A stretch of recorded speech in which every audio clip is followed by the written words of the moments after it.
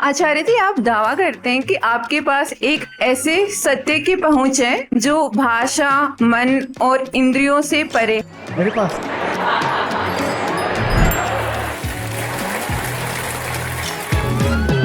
आप कहते हैं कि ज्योतिष का कोई वैज्ञानिक सबूत नहीं है, इसलिए वो ठीक नहीं है। ऐसे तो अद्वैत वेदांत का भी कोई साइंटिफिक प्रूफ नहीं है।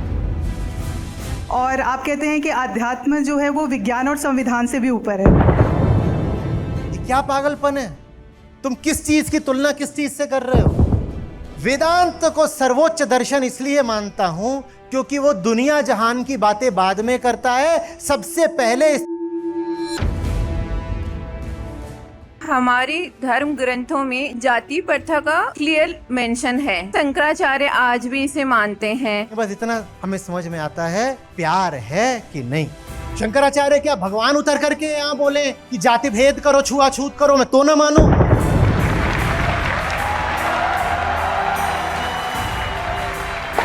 अब मैं सुनने में थोड़ा पारंपरिक गुरु जैसा लगूंगा, लेकिन आपने पूछा है तो बोल लेने दो, क्योंकि इस भाषा में मैं आमतौर पर बोलता नहीं हूं। गुरु पर जो सचमुच पूरी तरह आश्रित हो जाए,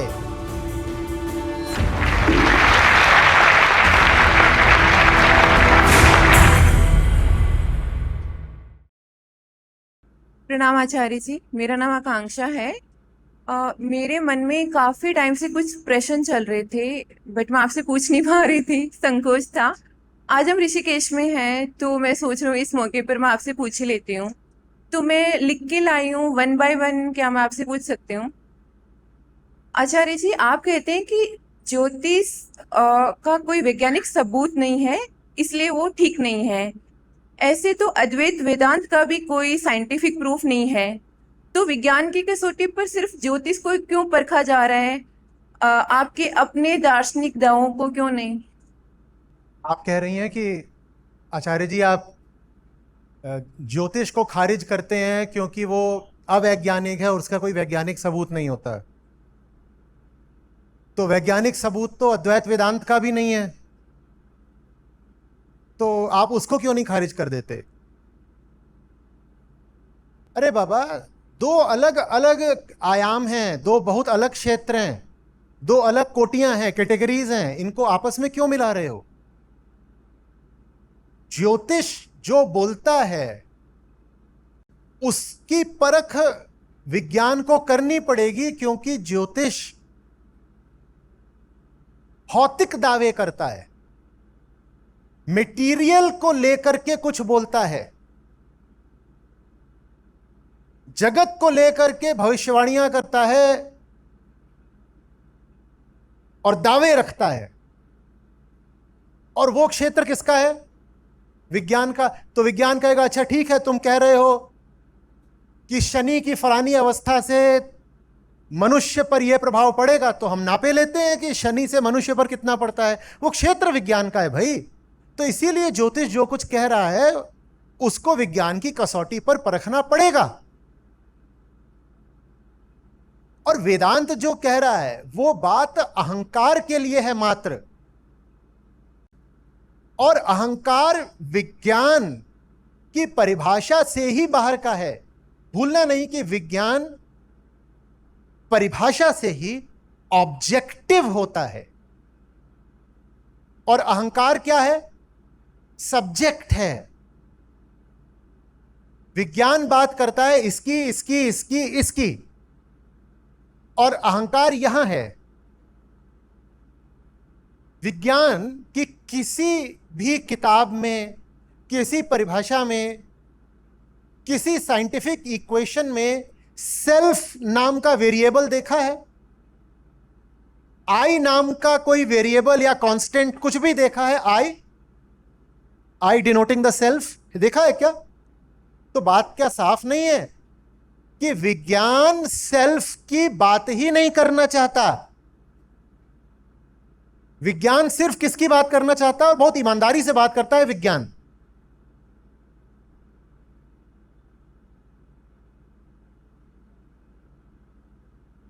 मैं हूं और ये टेबल है, ठीक है? विज्ञान सीधे सीधे कह देगा कि आप दोनों के बीच में एक बल लगेगा और साधारण सी उसकी वो इक्वेशन दे देगा Gm1m2/r²। मान लो कि मेरा वजन है 80 किलो और मान लो कि इनका वजन भी है 80 किलो। ये टेबल है, इसका कुछ मास है, कांस्टेंट है। मैं खड़ा हूं तो विज्ञान के लिए मैं भी एक मास हूं, सेल्फ नहीं हूं। मैं खड़ा हूं तो जितना फोर्स होगा, इनको यहां खड़ा कर दिया जाए, ये भी 80 किलो की है, उतना ही होगा। भले ही यहां पर आई इनके आई से बहुत अलग हो, कोई फर्क नहीं पड़ता। बुद्ध 80 किलो के हों और अंगुलीमाल भी 80 किलो का हो, दोनों पर ग्रेविटेशनल पुल बराबर लगेगा, क्योंकि विज्ञान को क्वालिटी ऑफ सेल्फ से कोई मतलब नहीं है। बात समझ में आ रही है? विज्ञान सिर्फ मटेरियल की बात करता है और ज्योतिष भी चूंकि मटेरियल की बात करता है, तो इसलिए वो विज्ञान के दायरे में आता है। अद्वैत वेदांत वो बात बोल रहा है जो विज्ञान की परिभाषा के बाहर की है। यहां पर एक पेंडुलम लटक रहा है, आप जितने लोग यहां बैठे हुए हो आप सब उस पेंडुलम को देख पा रहे हो। घड़ी है यहां पर, ठीक है, घड़ी है, घड़ी में नीचे पेंडुलम है, ठीक है। आप सबके अहंकार की स्थिति कुछ अलग अलग होगी, आपस में होगी कि नहीं होगी, पर आप जितने भी लोग हो वहां पर जो टाइम पीरियड है वो 2π√L/g ही रहेगा, उसमें कहीं आई आएगा, क्योंकि ऑब्जेक्टिव है। आप क्या हो विज्ञान ये देखना भी नहीं चाहता। आप आनंद में थे तो भी कितना था टाइम पीरियड, 2π√L/g। आप घोर दुख में हो तो भी टाइम पीरियड कितना है, 2π√L/g। सेल्फ की अवस्था पूरी बदल गई। जो जबरदस्त आनंद में था, सच्चिदानंद में था, वो नारकीय दुख में चला गया, तो वो तब भी 2π√L/g ही रहा। तो अद्वैत वेदांत जो बात कर रहा है वो विज्ञान की परिभाषा के बाहर की है। तो अगर कोई कहे कि आचार्य जी आप जितने दावे कर रहे हो विज्ञान तो उनका समर्थन नहीं करता, अरे विज्ञान ना उनका समर्थन कर सकता है ना विरोध कर सकता है। जो दावे करे जा रहे हैं वो विज्ञान की परिधि के बाहर के हैं, और जो दावे करे जा रहे हैं वो किसी आकाशीय सत्ता से नहीं करे जा रहे। वो दावे प्रति व्यक्ति के जीवन के अपने अनुभव हैं। वेदांत बात करता है दुख की, बंधन की, छल की, भ्रम की और फिर आनंद और मुक्ति की। क्या ये आप सबके अपने अनुभव नहीं है? बोलिए। तो इसमें दावे जैसी क्या बात है? ये थोड़ी कहा जा रहा है कि सिर्फ मैं अमेरिका गया था और सिर्फ मैंने स्टैच्यू ऑफ लिबर्टी देखी है, तो मैं तुमको दावे के साथ बता रहा हूं कि वो संगमरमर की है और तुम सबको मानना पड़ेगा, क्योंकि जो मैंने देखा है वो सिर्फ मैंने देखा है, तुम में से किसी ने नहीं देखा है। वेदांत जो बात कर रहा है भाई वो आप सबकी है, उसमें कोई दावा क्या करेगा अथॉरिटी बन के? आपको सुख दुख बंधन नहीं पता है क्या? आप नहीं छटपटाते हो क्या मुक्ति के लिए? तो सारी बातें आपकी हैं। तो वेदांत के दावों को विज्ञान तो नहीं परख सकता, पर इंसान परख सकता है।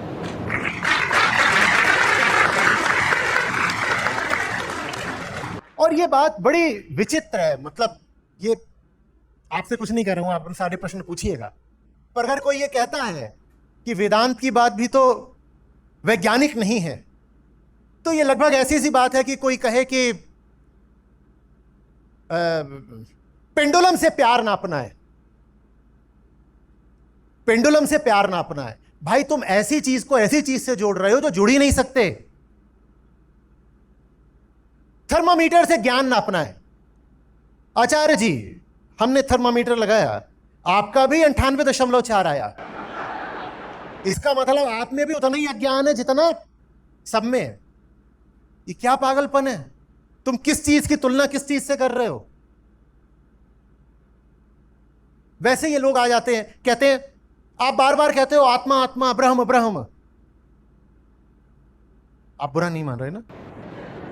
और मान भी रहे हो तो बर्दाश्त करिएगा, कोई बात नहीं। क्योंकि ये ब्रह्म और आत्मा बोलते रहते हैं, सत्य बोलते रहते हैं।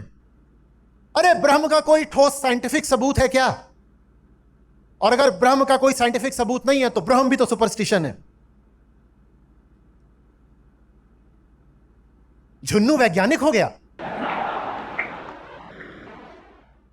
गजब। कह रहे हैं कि अगर आत्मा का कोई ठोस वैज्ञानिक प्रमाण नहीं है तो ये आचार्य जी जो आप आत्मा आत्मा करते रहते हो वो भी तो अंधविश्वास ही हुआ। बाबा, विज्ञान प्रमाण सिर्फ किसका दे सकता है?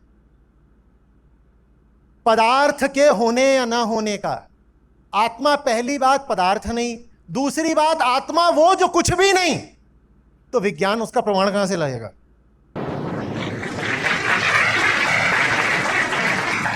आत्मा तो एक अनुपस्थिति का नाम है, एक एब्सेंस का नाम है। विज्ञान उसका प्रमाण कहां से ले आएगा? कुछ हो तो उसका प्रमाण दिया जा सकता है। आत्मा की बात तो हमेशा नकार की भाषा में, नेति नेति की भाषा में होती है, तो आत्मा का कौन प्रमाण ले आएगा? लड्डू होती आत्मा तो उसका प्रमाण ले आते, या छाती में कोई गांठ होती, कोई सिस्ट होता, कोई ट्यूमर होता, तो उसका प्रमाण भी विज्ञान ले आ देगा। अहंकार को ही नहीं खोज सकता विज्ञान, तो आत्मा को कहां से खोजेगा? विज्ञान सिर्फ किसको खोज सकता है?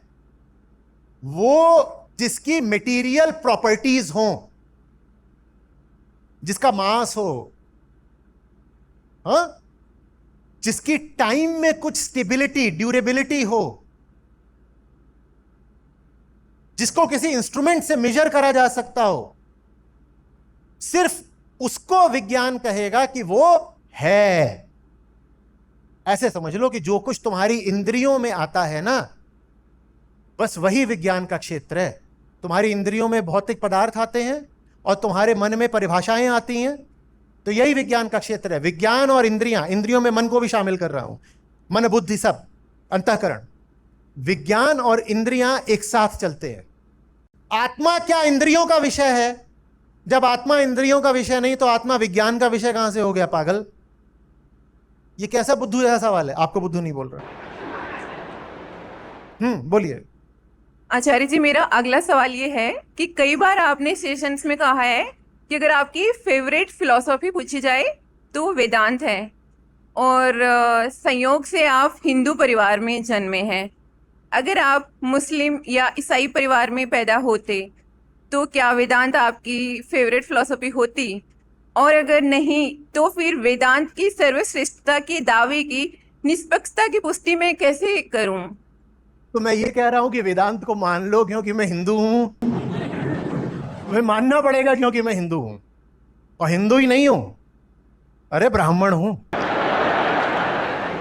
और ब्राह्मण ही नहीं हूं, शांडिल्य गोत्र है, ब्राह्मणों में भी उच्च गोत्रीय हूं। मानो।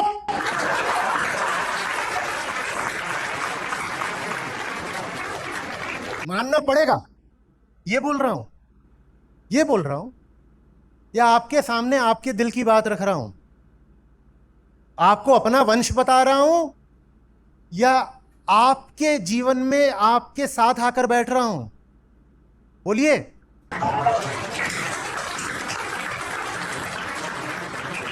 मेरे हिंदू या होने से ना होने से मेरी बात पर क्या फर्क पड़ जाता है? ये ऐसी सी बात है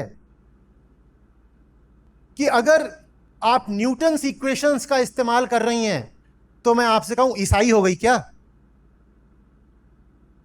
अरे भाई, न्यूटन की इक्वेशंस का न्यूटन की जात से क्या लेना देना? वो आपके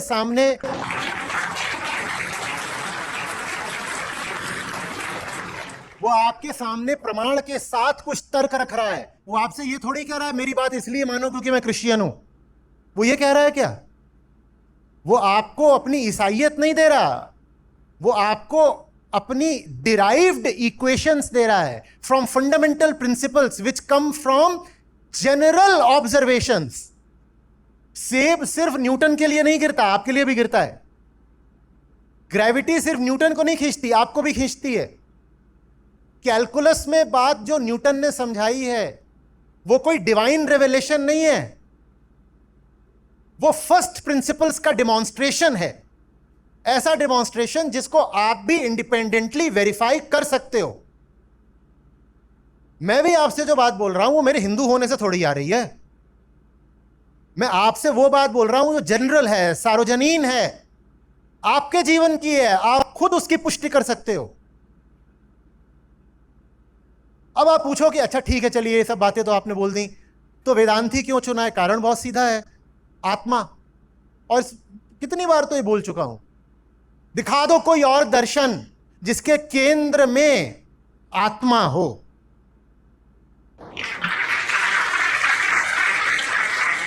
अच्छा, तो आत्मा वेदांत के केंद्र में है तो ऐसी क्या खास बात हो गई? खास बात यह हो गई कि जो तड़पता है उसका नाम मैं है। तो इसीलिए मुझे उस मैं तक जाना है जो दुख से मुक्त है। वेदांत को सर्वोच्च दर्शन इसलिए मानता हूं क्योंकि वो दुनिया जहान की बातें बाद में करता है, सबसे पहले इस तड़पते हुए मैं की बात करता है।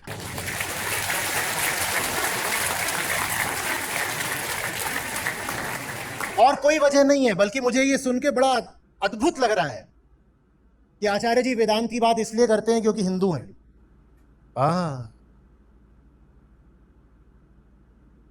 आचार्य जी ने फलाने बैंक में इंटर्नशिप इसलिए करी क्योंकि वो यहूदी है।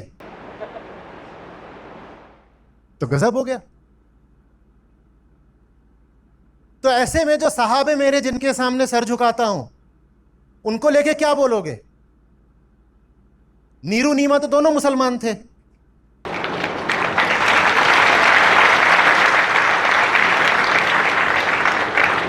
बोलो।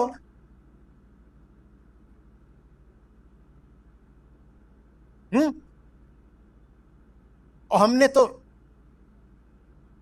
जब संत रविदास को गाया है तो वहां भी पूरी तरह डूबे हैं। जब गुरु नानक की वाणी पढ़ते हैं तो हम वहां भी अपने आप को बचाते नहीं हैं,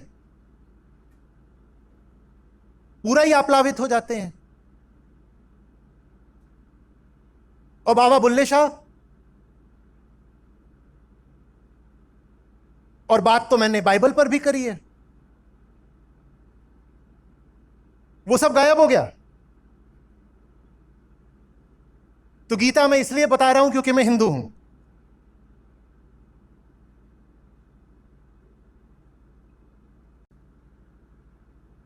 बाबा, वेदांत आपको आपके केंद्र तक ले जाता है, अहम को आत्मा तक ले जाता है। इसलिए वेदांत भी, वो जो वेदांत का लोक धार्मिक संस्करण चलता है उसकी बात नहीं कर रहा हूं, विशुद्ध अद्वैत वेदांत कह रहा हूं। इसलिए विशुद्ध अद्वैत वेदांत को मैं इतना सम्मान देता हूं, और कोई बात नहीं है। और रही बात कि जा करके मैंने किसी की बात को बिल्कुल पूरा ही मान लिया, हो ऐसा भी नहीं है। अद्वैत वेदांत का भी जो भाष्यकारों ने रूप दिया है, मैं उससे भी सहमत नहीं होता। उदाहरण के लिए कह दिया जाता है दो सत्य होते हैं, एक व्यवहारिक एक पारमार्थिक। मैं कहां मानता हूं, बार बार कहता हूं कि व्यवहारिक सत्य क्या होता है, सत्य दो कैसे हो सकते हैं? और दो सत्य बता करके आपने लोगों को व्यवहार पर ही रोक दिया, क्योंकि वहां पर भी तो सत्य है। मैं तो बार बार बोलता हूं कि परमार्थ को व्यवहार से जोड़ना पड़ेगा। सत्य तो एक ही जगह है। कहां? परमार्थ में। व्यवहार में तथ्य हो सकता है, सत्य नहीं हो सकता। तो मैं अद्वैत वेदांत का भी कोई पारंपरिक अंधानुकरण नहीं कर रहा हूं। मैं आपके सामने कोई पारंपरिक पंडित बनकर नहीं खड़ा हूं कि मैं पुराने भाष्य ही ला करके आपको रटा रहा हूं। हमारी जिंदगियां हैं, हम आधुनिक युग के लोग हैं। हमारे पास हमारी आशाएं हैं, दुख हैं, स्मृतियां हैं, घाव हैं, सपने हैं, और मुक्त होकर उड़ने की ललक है। हम अपनी जिंदगी में जानना चाहते हैं कि क्या उपयोगी है, और जिस हद तक अद्वैत वहां उपयोगी है उस हद तक हम अद्वैत का सम्मान क्यों ना करें। और जो कुछ अनुपयोगी है, जहां वो जा करके अपना उपयोग समाप्त कर देता है, वहां हम उसको नमस्ते कर देंगे, कोई बुराई नहीं उसमें। हमारा उत्तरदायित्व तो किसी विचारधारा, किसी दर्शन के प्रति नहीं है। हमारा उत्तरदायित्व तो मात्र अपने प्रति है। क्या हम अपने आप को एक मुक्त जीवन दे पा रहे हैं, हाँ या ना? बस यही पहला और आखिरी सवाल है। आपने लाख दर्शन पढ़ लिए, आप बहुत बड़े अद्वैती हो गए, और जीवन आपका बंधा हुआ ही है, तो आपका अद्वैत किसी काम का नहीं।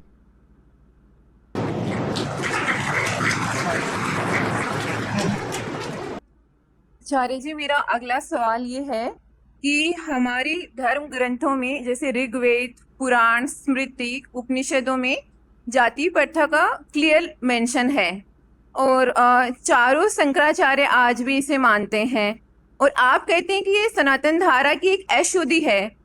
तो मुझे तो जितना अभी तक समझा, ये लगता है कि ये हमारी सनातन धारा का एक अभिन्न अंग है, और अगर ये अभिन्न अंग हमारे ग्रंथों से आ रहा है तो हम उनको परम ज्ञान का ये स्रोत। सब कहाँ से लेके आ रहे हो आप? आचार्य जी काफी टाइम से चल रहे थे मन में। ग्रंथ माने क्या होता है बेटा? ग्रंथ क्या होता है?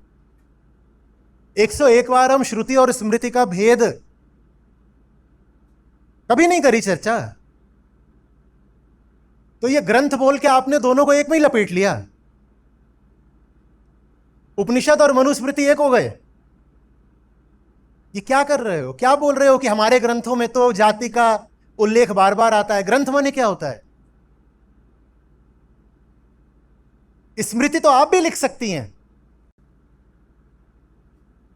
स्मृति तो आप भी लिख सकती हैं, पर वास्तविक ग्रंथ तो श्रुति होता है भाई। सचमुच स्मृति के लिखने पर कोई पूर्ण वर्जना नहीं लगा दी गई है, वो तो होती ही है मानवकृत और लगातार लिखी जाती रही है। तो आप भी लिखो। कुछ स्मृतियां बहुत पुरानी है, आप मनुस्मृति ले लोगे वो बहुत पुरानी है, और रामचरितमानस भी स्मृति में ही आती है, वो बहुत ताजी है, अभी कुछ 100 साल पहले की है बस। तो स्मृतियों पर तो कोई प्रतिबंध नहीं लग गया है, स्मृतियां तो आज भी लिखी जा सकती हैं। ग्रंथ माने क्या होता है? ग्रंथ माने श्रुति होता है बाबा। और श्रुति तुमसे कब कह रही है कि जाति जैसी कोई चीज होती है? श्रुति को लेना देना क्या है तुम्हारी जाति से और लिंग से और कद से और वर्ण से और वजन से? श्रुति को इनसे क्या लेना? श्रुति का कुल संबंध किससे है? अरे मुझे क्या समझाना पड़ रहा है ऋषिकेश में आकर के? श्रुति का कुल संबंध किससे है? अहंकार से।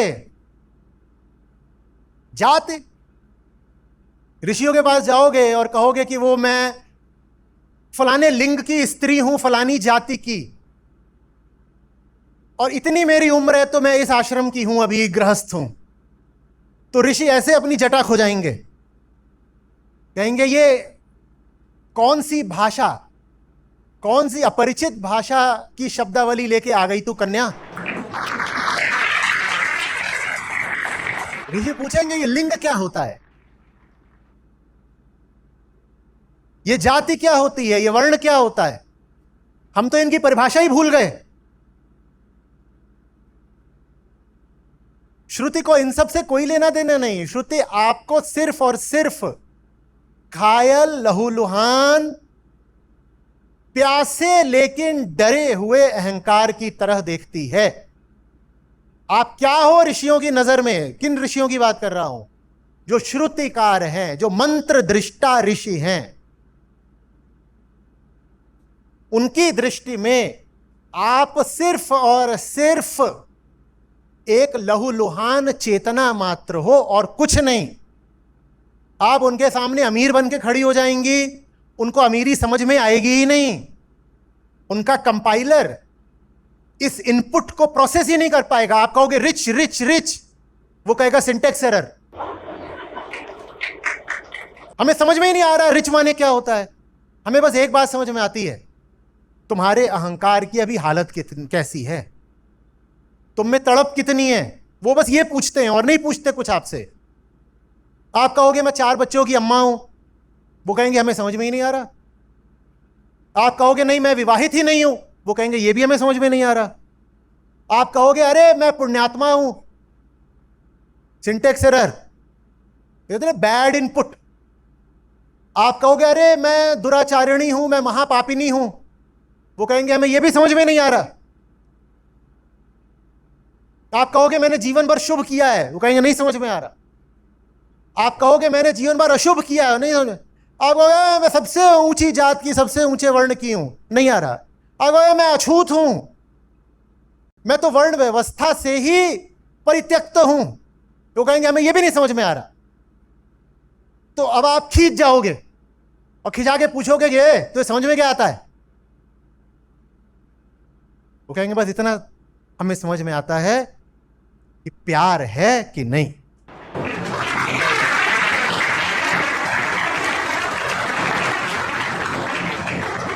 इतनी सी बात बतानी थी हमें और उसकी जगह तूने ये कौन सा पोथा पुराण खोल दिया।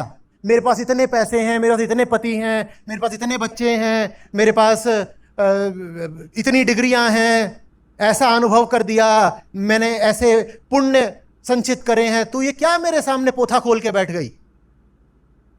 मैं बस एक बात जानना चाहता हूं, मत बता कि पैसा नहीं कितना है, पुण्य कितना है, आचरण कैसा है, वर्ण क्या है।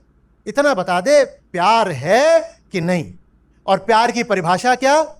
अहंकार मिटने को तैयार है कि नहीं, यही प्यार की परिभाषा है।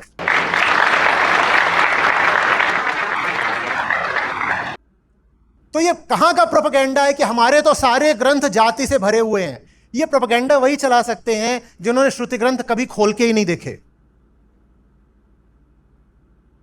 और बिना पढ़े तुम टिप्पणी करने आ गए। कैसे आदमी हो? और आत्मविश्वास तुम्हारा बड़े गजब का है, बड़े गजब का है। एक कोई मेरे पास लेके आया, बोले आचार्य जी देखिए ये आप पे क्या बोल रहा है। और वो बोले जा रहा है बोल रहा है ये आचार्य आजकल सबको कथा उपनिषद पढ़ा रहे हैं और कथा उपनिषद में बहुत सारी काल्पनिक बातें हैं जिनसे अंधविश्वास बढ़ता है। कथा उपनिषद को पढ़ाना तो बिल्कुल पुरानी ब्राह्मणवादी व्यवस्था को बढ़ाने वाली बात है। कथा उपनिषद हर तरीके से मान्यताओं, रूढ़ियों, अंधविश्वासों से भरा हुआ है। ये पता है ना किसकी बात कर रहे हैं? ये कठ उपनिषद की बात कर रहे हैं। ये वो है जिन्हें कवर पेज भी पढ़ना नहीं आया।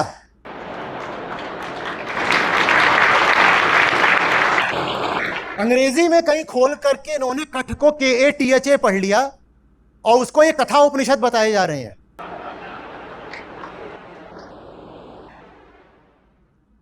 और कह रहे हैं ये देखो ये पूरी दुनिया में अंधविश्वास फैला रहे हैं। ये कह रहे हैं कि नचिकेता आसमान में यमराज के पास पहुंच गया। ये तो अंधविश्वास है ना। ऐसा होता है क्या? उसके बाद यमराज ने कहा कि मैं तुम्हें पूरी दुनिया दान में दे दूंगा। कोई पूरी दुनिया दान में दे सकता है क्या? ये तो ऐसे ही फिजूल कहानियां हैं और ये सब लोगों का ब्रेन वॉश कर रहे हैं कथा उपनिषद पढ़ा पढ़ा के। ये मोटी बुद्धि नहीं है, ये खोटी बुद्धि है। या नियत में खोट है, ये नियत की खोट है।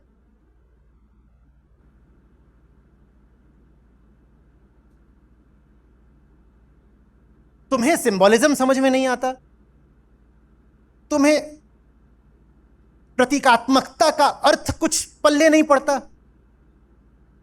हर चीज लिटरल नहीं होती। तुम जैसी बात कर रहे हो तो मेरे सामने पढ़ोगे तो मैं तुमसे यही कहूंगा जा जाके मर। तो तुम मर तो नहीं जाओगे क्योंकि तुम जानोगे कि बात प्रतीकात्मक है। अपने लिए तो तुम समझ जाते हो कि हर शब्द का वही अर्थ नहीं होता जो शाब्दिक है। कुछ बातें संकेतों में कही जाती हैं, मेटाफोरिकल होती हैं। आजकल उसका दिमाग आसमान पे चढ़ा हुआ है, इसका मतलब उसने अपने ब्रेन को स्पेस स्टेशन भेज दिया है। नचिकेता यमराज के पास गया, इसका मतलब यह थोड़ी है कि यमराज कोई पर्टिकुलर लोक होता है, किसी गैलेक्सी में है वो चला गया। बात सांकेतिक है और ऐसा नहीं है कि तुम नहीं जानते संकेतों का अर्थ। संकेतों का अर्थ नहीं जानते तो फिर जब तुम्हें आंख मारती है तो खुश क्यों हो जाते हो?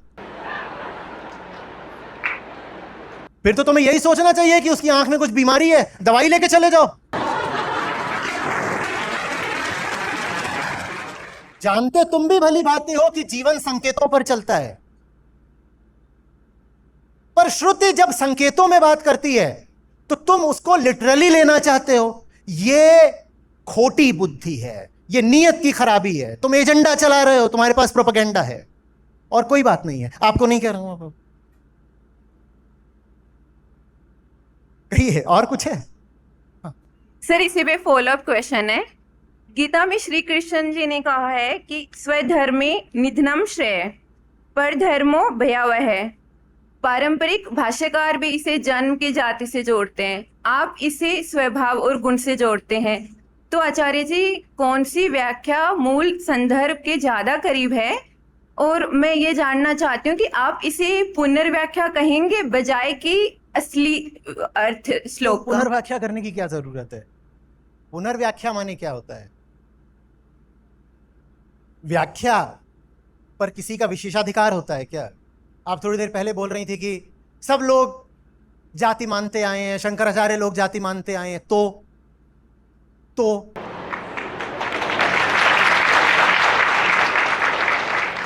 कोई कुछ मानता हो, कोई कुछ व्याख्या करता हो, मेरा विवेक जो मुझे बताएगा वो है ना। यहां हम अंधे पैदा हुए हैं? हाँ, हमारे चेतना नहीं है? शंकराचार्य क्या भगवान उतर करके यहां बोले कि जाति भेद करो, छुआछूत करो, मैं तो ना मानूं?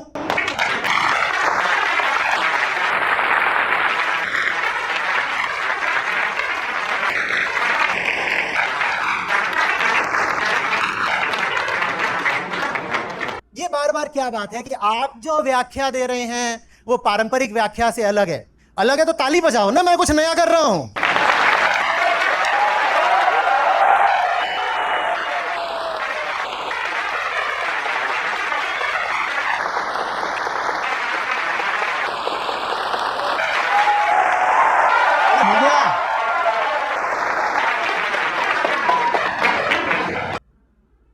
जो बात उपलब्धि की होनी चाहिए थी उसको आपने अभियोग बना दिया। जो बात इज्जत की होनी चाहिए थी उसको आपने इल्जाम बना दिया। जो मैं आपसे कह रहा हूं वो सिर्फ नया ही नहीं है, उसमें कृतज्ञता है, उसमें कहे गए शब्द की मौलिकता के प्रति निष्ठा है। मैं कितना भी विद्रोही हो जाऊं, जिसने जो बात कही है दिल से सच्ची, इतना बड़ा मैं कभी नहीं हो जाऊंगा कि मैं उसके सामने सर न झुकाऊं और मैं उसकी बात को विकृत कर जाऊं, कभी नहीं।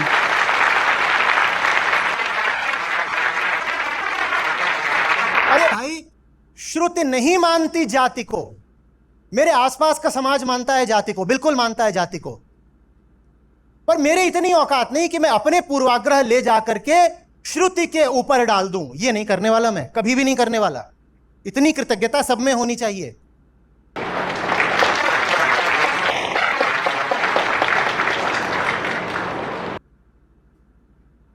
यही प्रश्न था, कुछ और था? यही था आचार्य जी। कुछ और प्रश्न है अगर आपकी इजाजत हो? मेरी तो है ही, पर इन लोगों की पूछ लीजिए, ये खफा ना हो रहे हो। अच्छा, एक और पूछ लीजिए। बाकी मौका मिले तो कल ले आइएगा।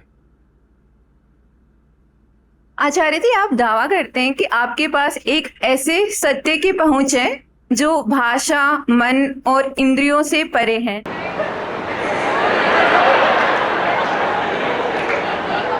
मेरे पास, अरे मेरे पास ठीक से पीने के लिए चाय भी नहीं है। आज मैं आप लोगों के पास 5:30 बजे आना चाहता था, 6 बजे बताओ क्यों आया? मेरी पैंट फाड़ दी। जिसके पास पतलून नहीं, उसके पास एक विशेष सत्य कहां से होगा भाई? मजाक नहीं कर रहा हूं, सचमुच। ली और 2 लोगों ने मिल करके उस पर एकदम बिल्कुल एक ने इधर से एक से इधर से गुरिल्ला वॉरफेयर कर दिया। पेट कुछ कम हो गया है तो वो ढीली पड़ रही थी, तो एक इधर से खींचने लग गया उसमें बेल्ट, एक इधर से तोड़ ही दिया। उसके बाद इधर से उधर से जाकर के सेफ्टी पिन मंगा रहे हैं, पता नहीं क्या कर रहे हैं, खोस रहे हैं। मैंने कहा तुम रहने ही दो ये पोशाक, मैं अपनी साधारण काली पैंट में चला जाऊंगा। मैं साधारण आदमी, मैं कहां से कोई विशेष सत्य ले आऊंगा या उस पर अपने स्वामित्व का दावा करूंगा? जिन्होंने मुझे जरा भी सुना है वो जानते हैं कि सत्य की तो बात करने से मना करता हूं मैं कहता हूं छोड़ो ना सच्चाई को।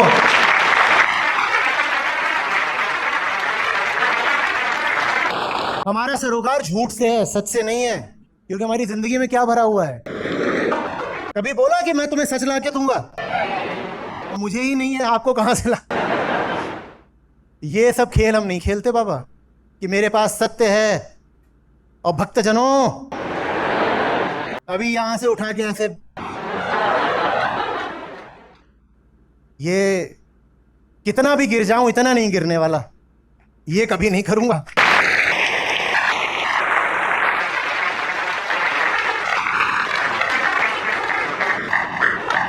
अरे हम सीधा साधा काम कर रहे हैं भाई, ईमानदारी, अपनी जिंदगी जैसी है उसको वैसा देखो और पाओ कि उसमें भ्रम भरा है, कपट भरा है, कोहरा है बहुत सारा, सब धुंधला ही धुंधला है। और कोहरा अगर छंटने लगता है तो हम उसे छंटने नहीं देते क्योंकि हमारी नीयत खराब है। मैं तो बार बार आपके आगे आकर के अपनी विवशता खड़ी कर देता हूं, कह देता हूं मैं असहाय हूं, क्योंकि प्रेम सिखाया नहीं जा सकता। नीयत अपनी निजी बात होती है, किसी के भीतर नीयत का इंजेक्शन नहीं लगाया जा सकता। और मैं आपसे जो कुछ भी कह रहा हूं उससे कोई लाभ नहीं होगा अगर आपकी अपनी नीयत नहीं बन रही।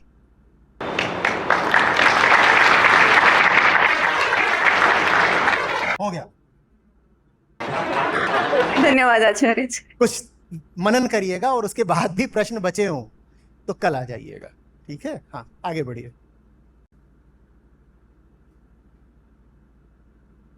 आचार्य जी प्रणाम, मेरा नाम पूजा है।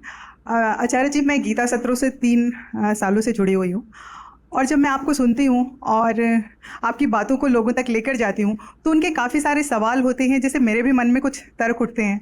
उन्हीं तर्कों का जवाब जानने के लिए मैंने कई बार प्रयास भी किया आपसे सवाल पूछने का, पर हिम्मत नहीं हुई है। आज अवसर मिला है मुझे, तो क्या मैं आप 2-3 सवाल रख सकती हूँ आचार्य जी? वैसे ही है सब। वैसे जी, उनमें से कुछ फॉलोअप सवाल हैं आचार्य जी। इसमें सर मेरा एक सवाल था, जैसे कहते हैं आप अध्यात्म को सबसे ऊपर रखने की बात करते हैं, और आप कहते हैं कि अध्यात्म जो है वो विज्ञान और संविधान से भी ऊपर है। पर हम देखते हैं कि जो विज्ञान हमें सच्चाई के द्वारा उसे जानने का अवसर प्रदान करता है। सच्चाई के द्वारा सच को जानने का जी, अवसर। सच का अवसर प्रदान करता है, और संविधान हमें अधिकार देता है। पर अध्यात्म में ऐसा क्या अधिकार है जो इन दोनों से ऊपर है? अपने प्रश्न का उत्तर विज्ञान से मांगो। जब विज्ञान से इस प्रश्न का उत्तर न मिले तो संविधान से मांगो। जाओ। आचार्य जी, एक और सवाल पहले था। समझ में आई बात, एक और कहां जा रहे हो? आपका जो प्रश्न है वो जिस आयाम का है वहां विज्ञान और संविधान जाते ही नहीं, और ये उनका दोष नहीं है, ये उनकी कमी नहीं है, ये उनकी परिभाषा है। संविधान आपसे नहीं कहेगा कि तुम्हारा जीवन तभी सार्थक है जब तुम आंतरिक रूप से मुक्त हो जाओ। इतना तो साफ साफ समझाया था, लगभग कविता कर दी थी कि दूसरे तुम्हारा शोषण न करें इसके लिए संविधान है, और तुम खुद अपना शोषण न करो इसके लिए अध्यात्म है।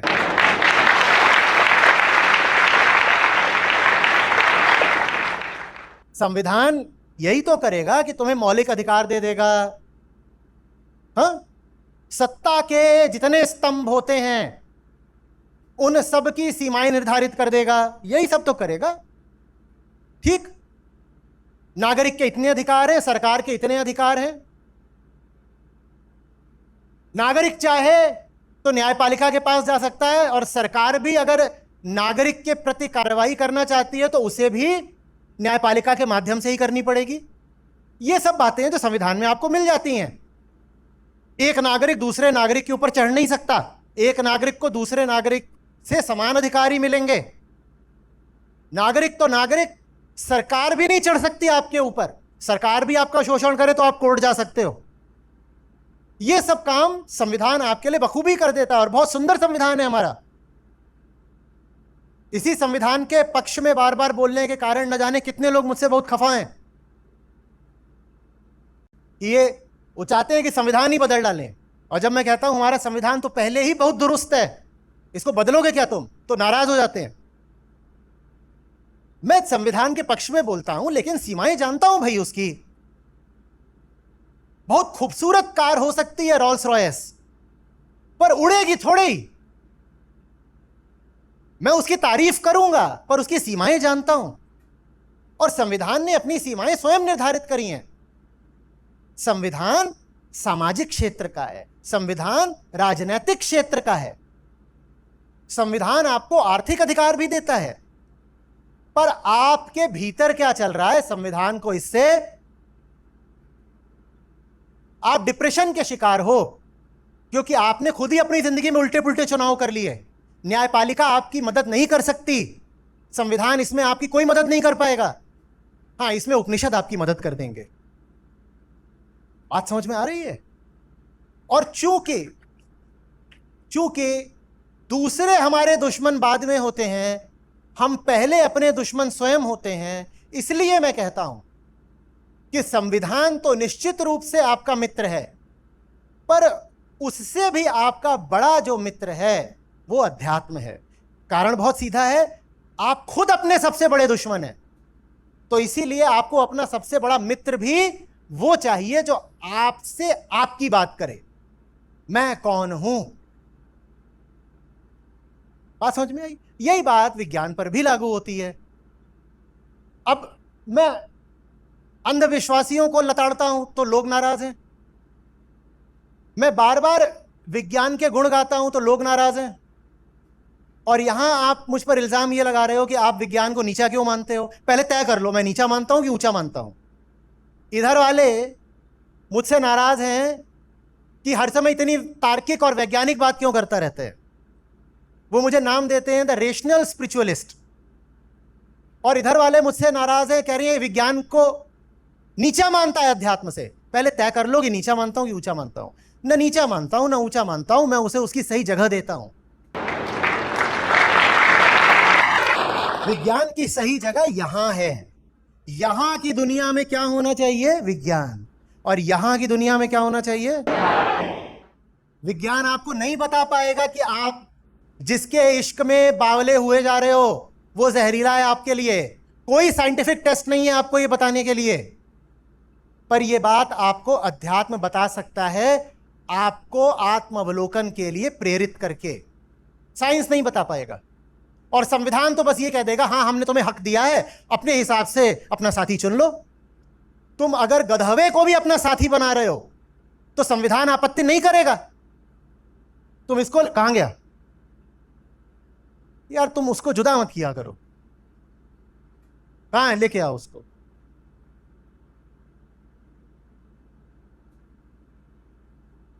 जे है, जे आप इसको लेकर के जाएं कोर्ट के पास और कहें कि इसे बहाना है, तो कोर्ट आपके संवैधानिक अधिकारों का सम्मान करेगा और आप इसको बहा सकते हो। संविधान आपको नहीं रोकेगा इसको बहाने से। देखो कितना खुश है, बोलो आई लव यू। संविधान आपत्ति नहीं करेगा, जाओ कर लो ब्याह। पर उपनिषद आपसे पूछेंगे तुम कौन हो और क्या बनकर इससे रिश्ता बना रहे हो। कौन सी रिक्तता है और अपूर्णता है तुम्हारे भीतर जो तुम्हें लग रहा है कि यह पूरी कर देगा। यह प्रश्न आपसे संविधान नहीं पूछेगा, उपनिषद पूछेंगे। यह मूल्य है उपनिषदों का। और इसमें मैं संविधान को नीचा नहीं दिखा रहा। हमारा संविधान बहुत ऊंचा है और बहुत सुंदर है। मैं बस आपको संविधान ने अपने लिए जो जगह निर्धारित करी वो जगह बता रहा हूं। संविधान की जगह यहां की दुनिया में है, दिल की दुनिया में नहीं है। बात आ रही है समझ में? इसी तरह से विज्ञान से पूछोगे कि इससे शादी करूं कि नहीं करूं, तो विज्ञान बस इतना कहेगा कि देख लो इसको एड्स वगैरह तो नहीं है। हो भी सकता है, जो कैसे हिल रहा है, इसका ये अश्लील तरीके से हिलना ही बता रहा है, इसे कुछ भी हो सकता है।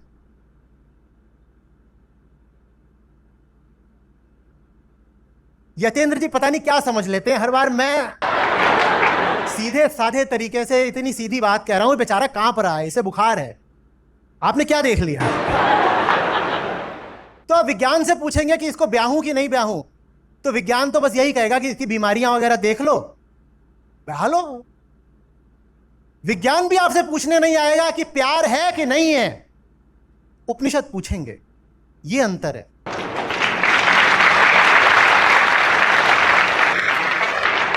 विज्ञान में आकर्षण होता है, विज्ञान ऑक्सीटोसिन की बात कर लेगा, डोपामीन की बात कर लेगा, टेस्टोस्टेरोन की बात कर लेगा, एड्रीनलिन की बात कर लेगा, लेकिन विज्ञान प्रेम की बात नहीं कर सकता, क्योंकि प्रेम रासायनिक नहीं होता, हार्मोनल नहीं होता। विज्ञान आपसे पूछ ही नहीं पाएगा कि प्रेम है कि नहीं है। हाँ, विज्ञान ये पूछ सकता है कि स्टिमुलेशन है, एक्साइटमेंट है, ये सब पूछ सकता है, क्योंकि वो सब बातें विज्ञान की परिधि में आती हैं, प्रेम नहीं आता। तो विज्ञान की सीमाएं हैं, संविधान की भी सीमाएं हैं। यहां जो है उन सीमाओं के बाहर है। वहां कौन पहुंचता है? वहां अध्यात्म पहुंचता है, वहां आत्म जिज्ञासा पहुंचती है। अरे ये बात समझ में? इनमें मैं ये नहीं कह रहा कि कोई ऊपर है कोई नीचे है, इनके अपने अपने क्षेत्र हैं। जो काम विज्ञान का है वो काम अध्यात्म नहीं कर सकता। आप बीमार हुए हो, उसमें अध्यात्म कुछ नहीं कर लेगा।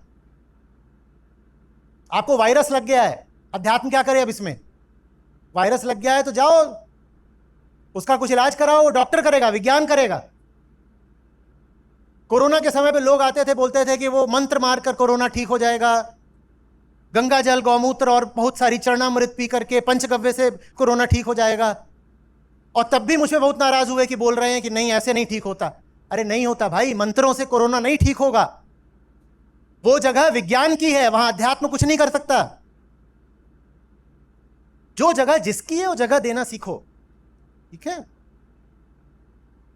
आचार्य जी, एक सवाल और था मेरा, पूछ सकती हूँ? जी, सवाल था मेरा गुरु और उनकी निर्भरता पर। आचार्य जी, आप स्वतंत्रता की बात करते हैं, पर लोग कहते हैं कि करिए करिए। जी, आप स्वतंत्रता की बात करते हैं, पर लोग कहते हैं कि जो आपके अनुयायी हैं वो आप पर ही निर्भर है, आपकी बातों पर ही निर्भर हैं। उन्हें कहीं भी कोई व्याख्या देनी होती है तो आप पर निर्भर हो जाते हैं। तो आचार्य जी, ये स्वतंत्रता है या निर्भरता है? क्या सही गुरु वो नहीं होना चाहिए जो अपने शिष्य को भी स्वतंत्र कर दे? अरे मैं स्वतंत्र तो अभी कर दूं, पर मेरे स्वतंत्र करने से वो स्वतंत्र नहीं होने वाले, वो वहीं जाकर परतंत्र हो जाएंगे जहां वो पहले परतंत्र थे।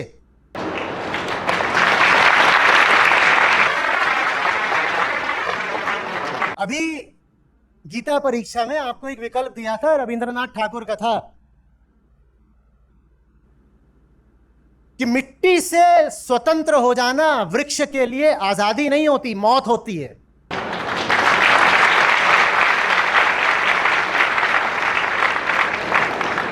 डॉक्टर यहां बैठे हैं, कौन कौन डॉक्टर हैं? जरा उठाइएगा हाथ। बाप रे, इतने सारे। चलो ठीक। तो इनके मरीजों को इनकी दवाइयों से स्वतंत्र क्यों नहीं कर देती आप? इनके मरीज क्यों आश्रित हैं इनकी दवाइयों पर? बोलो, नहीं होना चाहिए। डॉक्टर हाय हाय, डॉक्टर हाय हाय, डॉक्टर हाय हाय। मैं फ्री थिंकर हूं, मुझे जो मन में आएगा मैं खाऊंगा, मैं तुम्हारी दवाई क्यों खाऊं? मैं तुम पे डिपेंडेंट क्यों हो जाऊं कि जो तुमने प्रिस्क्राइब करा है मैं वही खाऊंगा? डॉक्टर हाय हाय। ये डॉक्टर अथॉरिटी बनकर हमको मेंटली एनस्लेव कर रहा है। मैं तेरी बताई दवाई क्यों खाऊं? डॉक्टर हाय हाय। अगर तुम स्वस्थ होते तो डॉक्टर प्रिस्क्रिप्शन भी नहीं देता।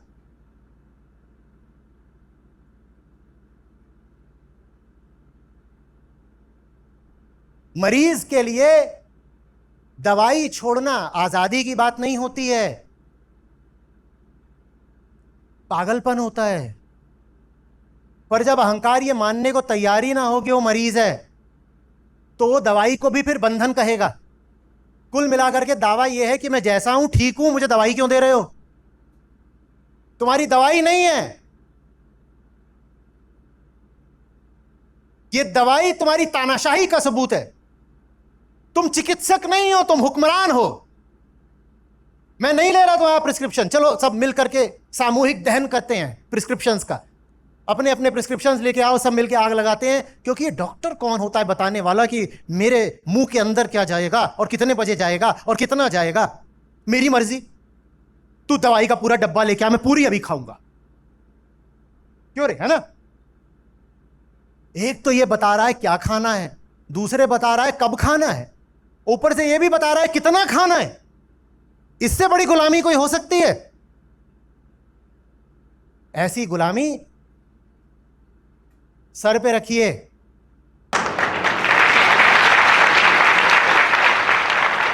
पलकों पर लेकर चलिए ऐसी गुलामी।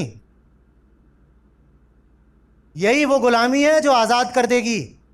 कोई डॉक्टर नहीं चाहता कि उसका प्रिस्क्रिप्शन अनंत काल के लिए चले।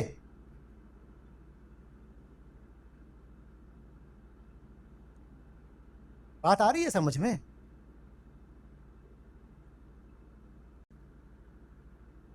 और फिर मैं प्रश्न करता कि और आपके छात्र स्वतंत्र नहीं है, आपको कैसे पता?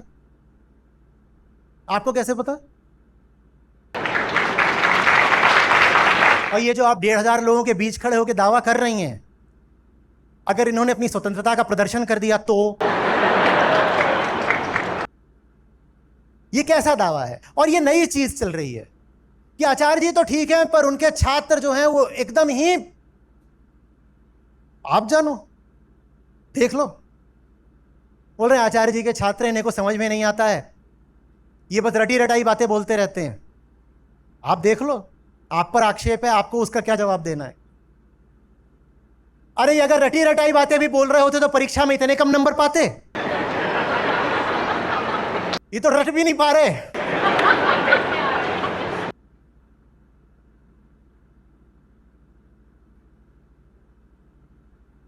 अब मैं सुनने में थोड़ा पारंपरिक गुरु जैसा लगूंगा, लेकिन आपने पूछा है तो बोल लेने दो, क्योंकि इस भाषा में मैं आमतौर पर बोलता नहीं हूं। गुरु पर जो सचमुच पूरी तरह आश्रित हो जाए वो अपनी आश्रयता में ही आजाद हो जाता है।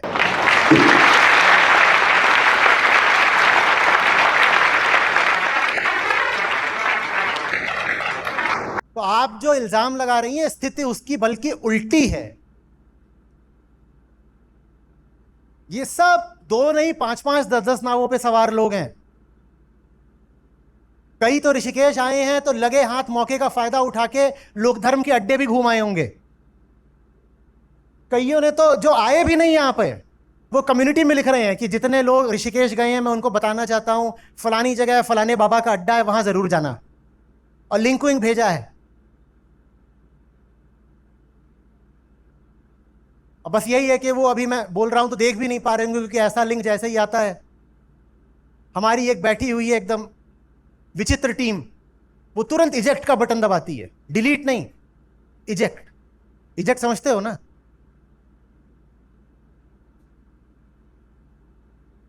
अगर अगला जन्म कुछ होता है तो तब मुलाकात होगी।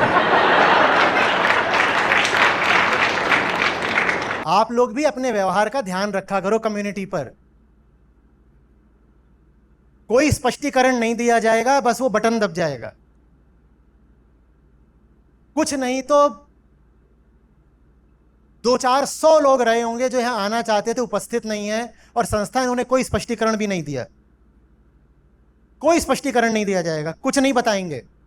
समझना चाहते हो कि तुम्हें क्यों नहीं आने दिया गया, तो अपना व्यवहार देख लो, परीक्षाओं के नंबर देख लो, पोस्ट्स में क्या लिख रहे हो ये सब देख लो। हम तुम्हें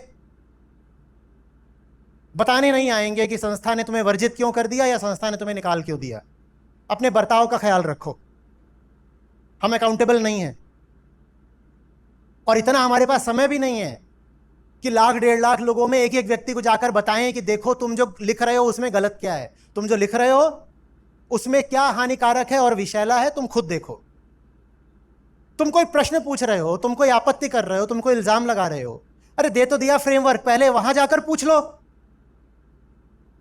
तुम कहीं किसी बाबा की किसी गुरु की कोई कोटेशन ला करके डाल रहे हो, उसको भी फ्रेमवर्क से गुजार लो, फ्रेमवर्क खुद ही उसकी धज्जियां उड़ा देगा।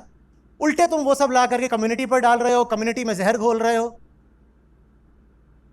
उसके बाद तुम कहते हो अरे पर मुझे ऋषिकेश क्यों नहीं आने दिया, ताकि तुम यहां आकर के जो बैठे हैं उनके सम्मुख खड़े होकर के जहर घोलो। अभी तो कम्युनिटी पर ही कर रहे थे वर्चुअली, अब फिजिकली भी करना चाहते हो, नहीं करने देंगे, नहीं आने देंगे। ठीक कर रहे हैं ना?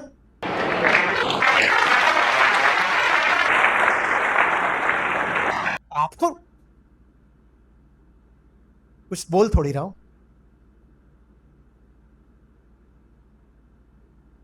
लेकिन देखो बात में एक कोण से दम है। ये जो गंदी आदत पकड़ी है ना कि मेरे ही वाक्यों को दोहरा देते हो, ये आदत बाहर जाकर भी प्रदर्शित करते होगे। जब रिफ्लेक्शन लिखने का समय आता है तो मैंने जो बोला है वही शब्दशः उठाकर चिपका देते हो। तो यही काम बाहर जाकर भी कराए होगे, अपने रिश्तेदारों के पास कराए होगे, कहीं और कराए होगे, या कि यूट्यूब इंस्टाग्राम पर ऐसा कर दिया होगा। तो लोगों को फिर तोहमत लगाने का मौका मिल गया कि गीता छात्र तो जितने हैं ये आचार्य जी के ही शब्द बस दोहराते रहते हैं। थोड़ा सतर्क रहो। हम जो काम कर रहे हैं ना वो बहुत नायाब है, बहुत अनूठा है, और हर आदमी उस पर कीचड़ उछालने को बेताब है। बाहर जाकर जो कुछ भी करते हो ये ध्यान रहे कि मेरे प्रतिनिधि हो, ध्यान रहे कि कोई तुम्हें तुम्हारे नाम से नहीं पढ़ रहा है, तुम्हारे नाम के माध्यम से मुझे देखा जा रहा है। छात्र ही शिक्षक की पहचान होते हैं ना। आप ही अगर बाहर जाकर के नकलची जैसा व्यवहार करोगे या दब्बू जैसा व्यवहार करोगे तो यही माना जाएगा कि ये देखो ये होता है आचार्य जी की पाठशाला में। ये जो प्रश्न है ये हमारे लिए खतरे की घंटी है। दुनिया में जहां भी जाओ वहां पर मशाल की तरह जलो, राख और धुआं उड़ाकर मत आ जाओ बस। आपके नाम के साथ मेरा नाम जुड़ा हुआ है, ये स्मरण रहे।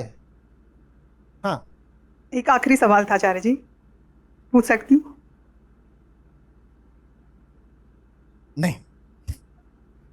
नहीं, लोगों को खाना खाना है, 10-20 हो गया है। अब सुबह हमें ज़्यादा मौका मिलेगा क्योंकि वो लाल कालीन नहीं बिछने वाली, वो बहुत ज़्यादा हो गया है। तो इसका मतलब ये है कि आज हम सुबह शुरू कर पाए थे लगभग 5:30 बजे। जब 5:30 बजे शुरू कर पाए थे तो 7 बजे रुके थे, ठीक है। और 7 बजे आप बाहर निकले तो आपने पाया होगा कि धूप आने लग गई थी। मैं चाहता हूं कि आप 6 बजे ही बाहर निकल जाए। कैसा लग रहा है सुनने में? ये तो इसके लिए हमें 4 बजे शुरू करना पड़ेगा। ये कैसा लग रहा है सुनने में? उसके लिए आपको यहाँ पे 3:45 आना पड़ेगा। आ जाइएगा ताकि 4 बजे शुरू कर लें। 4 बजे शुरू करेंगे तो आप 6 बजे बाहर निकल पाओगे। अप्रैल के महीने में 6 बजे का ही समय है जब आपको ऋषिकेश वैसा मिलेगा जैसा मिलना चाहिए। और भूलिएगा नहीं, रविवार है तो दुनिया भर की भीड़ आकर के यहाँ बैठी हुई है। जैसे जैसे दिन चढ़ता जाएगा वैसे वैसे लोग बढ़ते जाएंगे। तो 6 बजे का समय हम पकड़ लेते हैं कि 6 बजे हम सत्र रोक देंगे, ठीक है। उसके लिए जल्दी आ जाइएगा।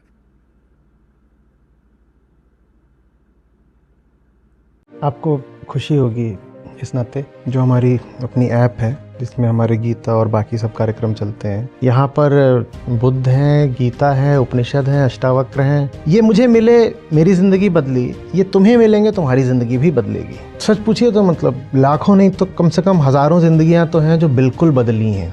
2 लाख से अधिक गीता प्रतिभागियों के साथ जुड़े आचार्य प्रशांत ऐप पर पहला महीना बिल्कुल फ्री गीता मिशन का पूरा एक्सेस। ऐप पर आपको मिलेंगे नियमित लाइव सत्र, हर दिन आचार्य प्रशांत के विशेष संवाद, गीता कम्युनिटी का एक्सेस, गीता परीक्षा, चयनित समाचार, ऑडियो बुक्स, कोट्स और भी बहुत कुछ। गूगल प्ले स्टोर या एप्पल ऐप स्टोर पर आचार्य प्रशांत सर्च करें और अभी डाउनलोड करें।